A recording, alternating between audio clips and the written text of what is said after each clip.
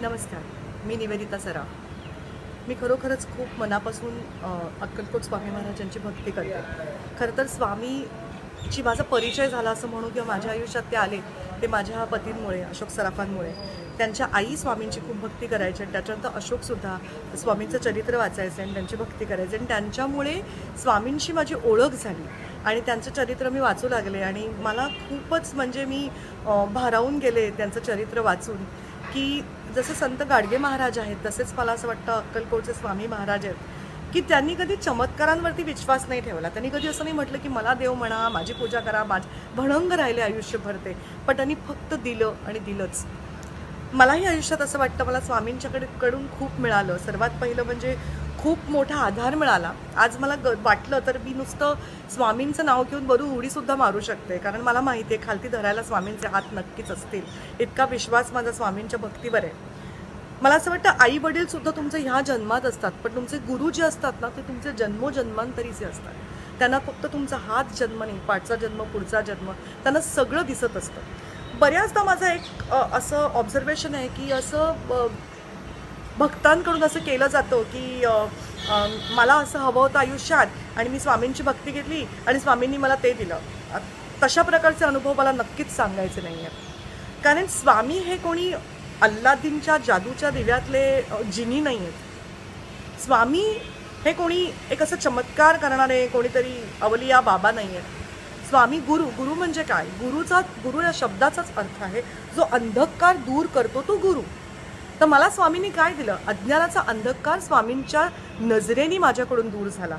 माझ्या आजूबाजूचा तो अज्ञानाचा अंधकार दूर झाल्यामुळे आज ज्ञानाचा दिवा स्वामींच्यामुळे माझ्या आयुष्यात आला. आणि ते ज्ञान म्हणजे काय? तर तुम्ही आयुष्यात का आलाय? तुमचं इथलं प्रयोजन काय? पहिली गोष्ट म्हणजे यश या शब्दाची व्याख्या काय?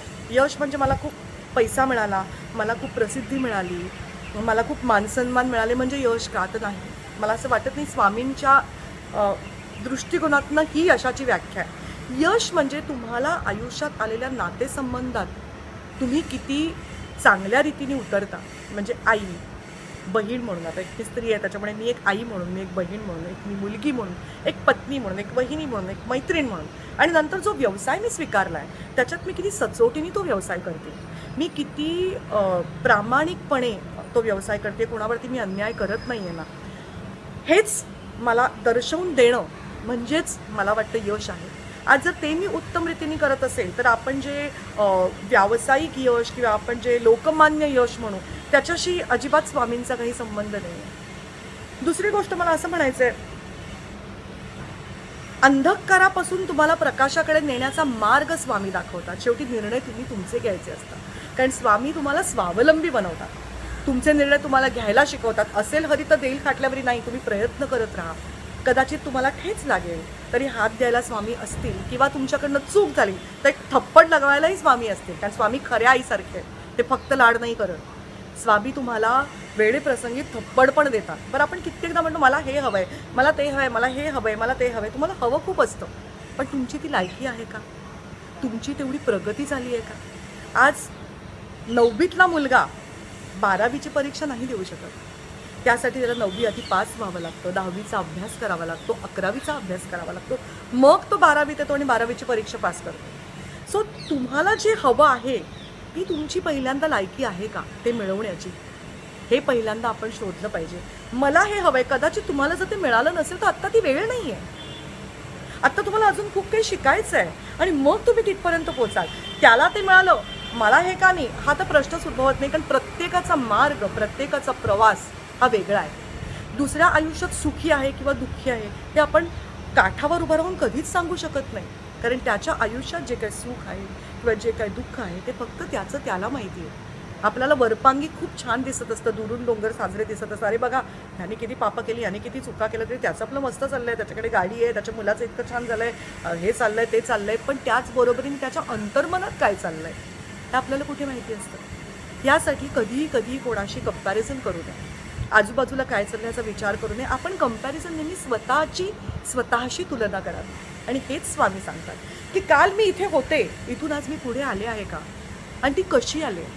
पुढे म्हणजे काय, अध्यात्माच्या वाटेवर आपण ज्याला म्हणू की आम्ही आता आपण आता सीकर आहोत, इंग्लिशमध्ये त्याला सीकर म्हणतात. म्हणजे काय की तुम्हाला आता कुठेतरी मार्ग सापडला आहे. मी एवढंच म्हणेन की मला फक्त मार्ग सापडला आहे. मी आता फक्त एका मार्गावर आहे की मला आता कळतं की इथून पुढे मला कुठे जायचं आहे, कुठल्या मार्गाने जायचं आणि मला काय करायचं आहे. आणि त्यासाठी खरोखरच मला तो मार्ग स्वामींनी दाखवला. म्हणून मी कधीच असं म्हणणार नाही की मला आयुष्यात हे स्वामींच्यामुळे मिळालं, ते स्वामींच्यामुळे मिळालं. माझं अख्खं आयुष्यच स्वामींमुळे आहे. आज मी जे काय आहे ते सगळं स्वामींमुळे, गुरुकृपेमुळे. कारण गुरुकृपा आणि आपल्या आईवडिलांचे आशीर्वाद. कारण जे आई वडील असतात ना, असं म्हणतात की आत्मा ती कोख, आईची जी गोद असेल, उदर असेल, ते आत्मा सिलेक्ट करतो. सो ते तुमचे आई वडील तुम्ही सिलेक्ट केलेले आहात. त्याच्यामुळे त्यांच्याकडूनही आपल्याला खूप काही शिकायचं असतं. आई वडिलांचे, वाडवडिलांचे आशीर्वाद आणि गुरुकृपा या 2च गोष्टी आपल्याला आयुष्यात तारून मिळतात. त्यामुळे श्री स्वामी समर्थ, श्री स्वामी समर्थ, श्री स्वामी समर्थ.